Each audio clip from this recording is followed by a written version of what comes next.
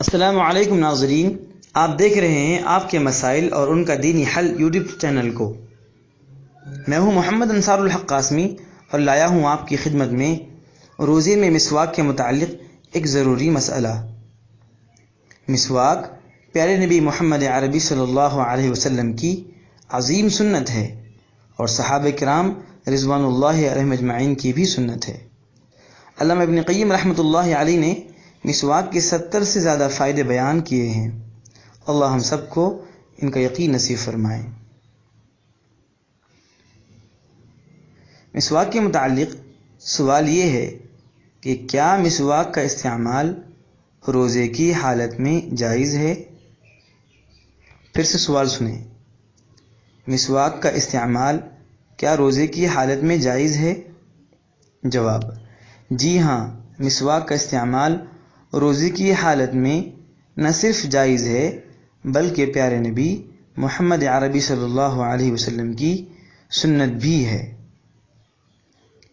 اللہ کے پیارے حبیب پیارے نبی محمد عربی صلی اللہ علیہ وسلم کی زندگی میں بھی مسواک کا کثرت سے استعمال ثابت ہے، لہذا روزے کی حالت میں مسواک کا استعمال جائز ہے، خواہ وہ مسواک سوکھی ہو یا کچی۔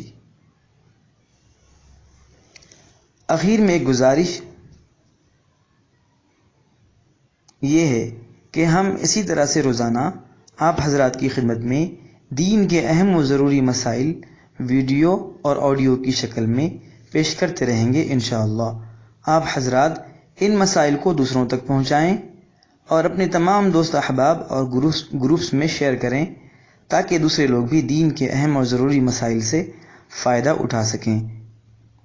دوستو، پھر ملیں گے ایک بریک کے بعد اگلے دن ایک نہایت اہم موضوع اور اہم ٹاپک کے ساتھ۔ شکریہ، جزاکم اللہ۔ السلام علیکم ورحمۃ اللہ وبرکاتہ۔